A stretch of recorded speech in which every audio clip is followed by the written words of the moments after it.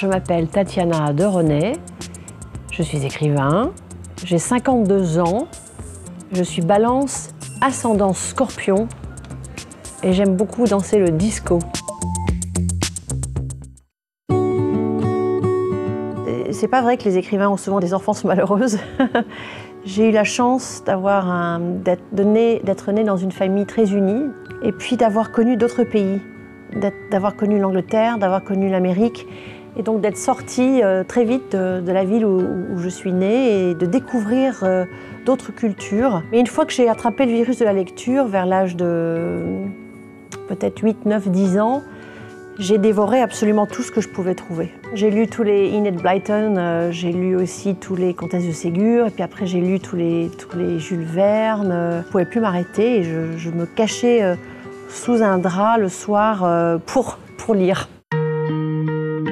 Et j'ai dû pondre mon premier livre, mais je dis vraiment pondre parce que c'est comme ça que ça s'est passé. C'était en fait, c'était l'anniversaire de ma mère et je ne savais pas quoi lui offrir comme cadeau. Et je me suis dit, je vais lui raconter une histoire. Et donc j'ai rempli un cahier Clairefontaine d'une centaine de pages, qui est quand même assez long, à la main.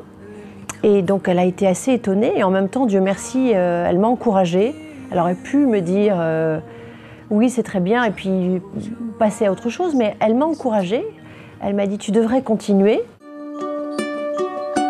Alors University of East Anglia, c'est l'université où je suis allée après mon bac, qui se trouve dans le Norfolk, qui est au nord de Londres.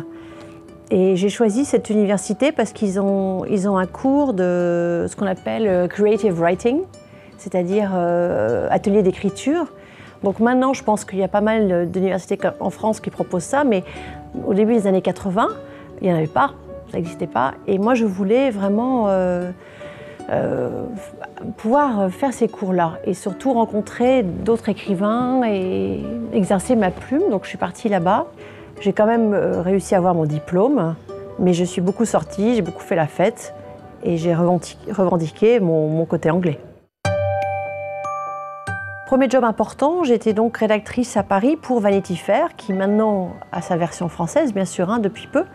Mais à l'époque, moi j'étais ce qu'on appelle Paris Editor. Donc j'avais que 24-25 ans, donc c'était un gros poste.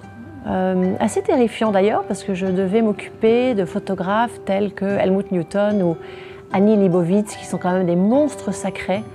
Et donc j'ai beaucoup appris au contact de ces gens-là. Et en même temps, je sais que je suis assez contente de ne pas être restée là. J'ai fondé une famille et j'ai dû m'occuper de mes enfants. Et du coup, ça aussi, ça m'a permis d'écrire, parce que j'aurais continué à Vanity Fair, j'aurais jamais eu le temps d'écrire. J'ai écrit ce livre en 2002. J'avais envie de parler de la rafle du Veldiv parce que je venais de découvrir très récemment tous ces détails épouvantables. Et j'ai compris très brutalement qu'il me fallait écrire là-dessus et que la seule façon de le faire, c'était d'avoir deux voix.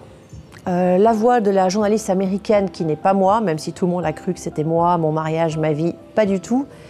En tout cas, cette journaliste américaine à qui on demande d'écrire un livre sur la rafle du Veldiv, enfin plutôt un article, et cette petite fille qu'on va suivre dans l'horreur de ce qu'elle va vivre. Donc ce livre-là a été refusé par mon ancien éditeur, par je ne sais pas combien d'éditeurs après.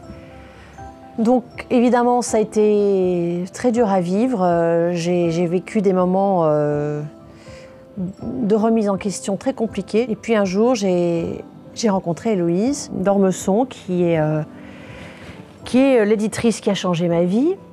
Et donc elle a décidé de publier ce livre. Et je me souviens très bien, on a choisi cette couverture ensemble.